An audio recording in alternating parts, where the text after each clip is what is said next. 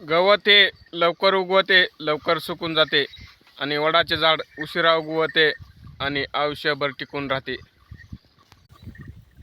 म्हणून गवतासारख्या माणसाच्या सान्निध्यात राहण्यापेक्षा वडासारख्या माणसाच्या सान्निध्यात राहिलेलं कधी पण चांगलं राहील.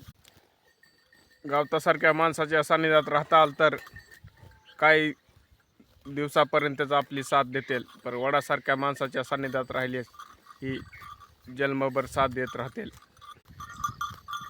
परीशी लोखंडाचंही सोनं करते, म्हणूनच परसासारखंच राहो. परसाच्या सान्निध्यात राहिलेस कधीही माणसाचं चांगलं होतं. 100 दोस्त करण्यापेक्षा एक दोस्त जीवाचा असावा.